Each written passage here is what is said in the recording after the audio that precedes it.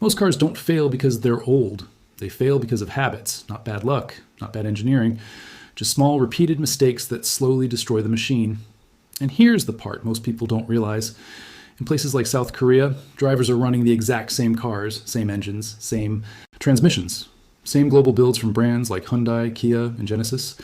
Yet many of those vehicles are lasting dramatically longer, not by chance, by design. There's a taxi driver in Seoul who made headlines a few years back. He had driven his Hyundai Sonata past 500,000 kilometers. No engine rebuild, no transmission replacement, just the original machine, still running. Journalists asked him what his secret was. He didn't talk about premium fuel or expensive oil. He talked about how he drives, how he thinks before he moves, how he listens before he starts. Simple things, repeated every single day for years. I started noticing this pattern when I looked into high-mileage vehicles used for daily driving, taxis, delivery cars, long-distance commuters, the kind of cars that should wear out fast, but some of them didn't. Some of them crossed insane mileage numbers with no rebuilds, no major failures, just consistent use over years. So I dug deeper, not into expensive parts, not into upgrades, into behavior. What I found was surprisingly simple. 7 habits, no special tools, no extra cost, no dealership required, and almost nobody talks about them.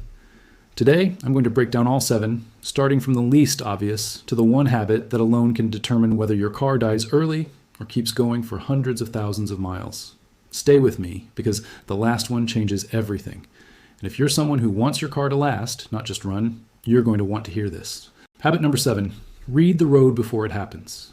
This isn't just driving, it's prediction. In South Korea, many experienced drivers follow a smooth driving mindset, anticipating traffic instead of reacting to it. When you see congestion or a red light ahead, you ease off early. No last-second braking, no pointless acceleration. Think about a delivery driver who covers the same city route every single day. 2 drivers, same van, same roads. One drives reactively, always accelerating to close gaps, always braking hard at the last second. The other reads the road, coasts early, barely touches the brakes.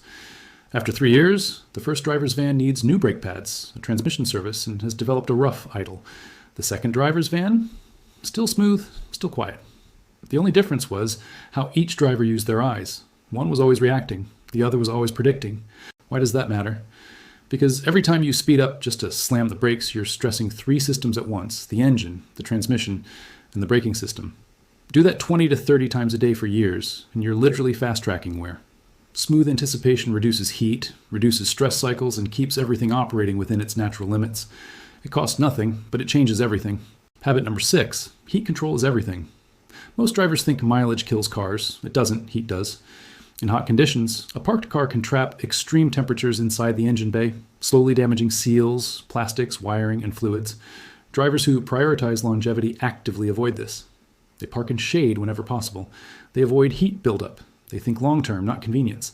Because heat doesn't destroy your car instantly, it quietly ages it faster. Here's a real example of what heat damage looks like over time.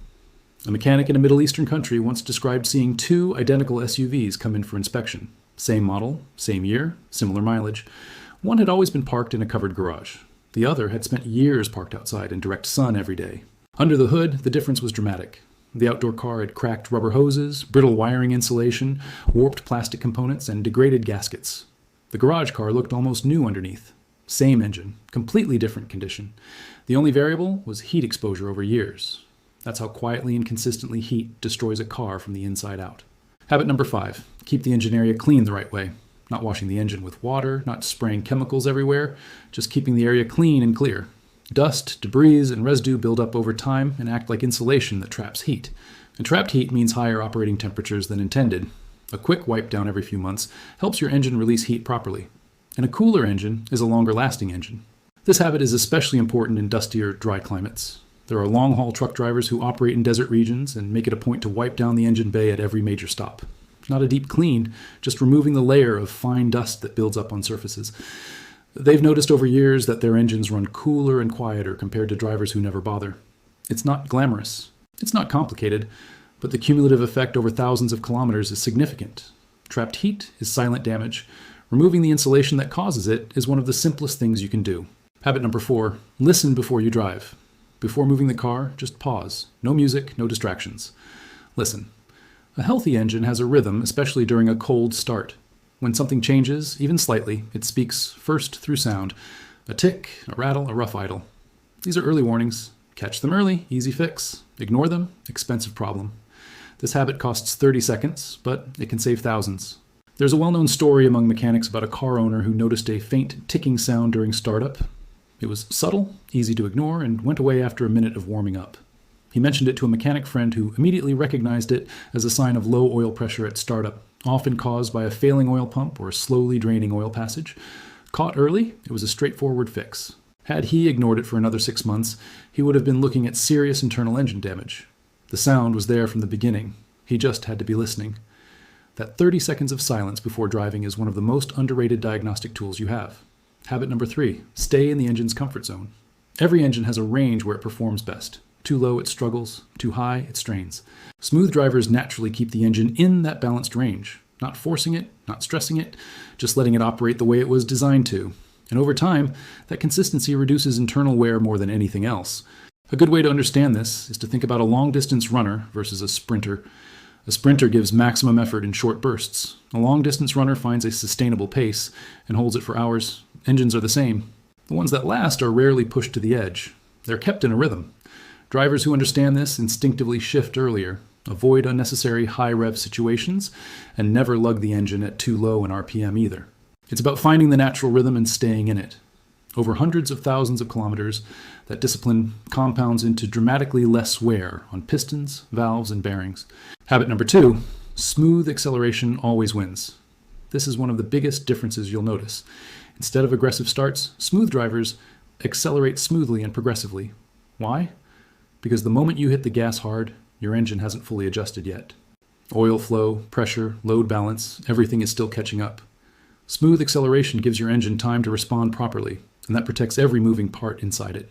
Picture 2 drivers leaving the same traffic light. The first one floors it the moment the light turns green, engine roaring, tires gripping. The second one rolls forward calmly, building speed gradually. In isolation, one hard launch seems harmless. But do it twice at every light, every day, for 5 years. That's thousands of aggressive load spikes sent through the drivetrain. The difference in wear between those 2 drivers' cars by year 5 is not small. Mechanics who work on high-mileage vehicles can often tell within minutes of driving a car how its previous owner used the accelerator. The evidence is written into the engine, the transmission, and even the motor mounts. Smooth acceleration isn't slow, it's smart. Habit number 1, track everything. This is the habit almost nobody does, and it's the most powerful. Keep a simple record. Every oil change, every sound, every repair, every small change you notice. Because patterns don't show up in memory, they show up in records. When something changes, you'll know when it started, what caused it, and what to do next. That's how small issues stay small. And small issues are the difference between a car that lasts and one that fails early. Consider 2 car owners. One relies entirely on memory and gut feeling. He thinks he changed the oil a few months ago, can't quite remember when the last filter was replaced, and has a vague sense that something felt slightly off a while back, but it seemed to go away. The other owner has a simple notebook in the glove box. Every service logged, every unusual sound noted with the date and kilometer reading. When a mechanic asks about service history, she can answer precisely. And when a new sound appears, she can cross-reference it with her records and realize it started right after the last fuel change, giving the mechanic an instant lead. That notebook has saved her from 2 potentially major repairs by catching patterns early. It cost her nothing but 5 minutes after each service visit. Final thought. Here's the truth most people never hear. Cars don't suddenly break. They slowly wear down based on how they're treated every single day. Same car, different habits, completely different lifespan. These 7 habits cost $0, but they can save you thousands and add years to your car's life.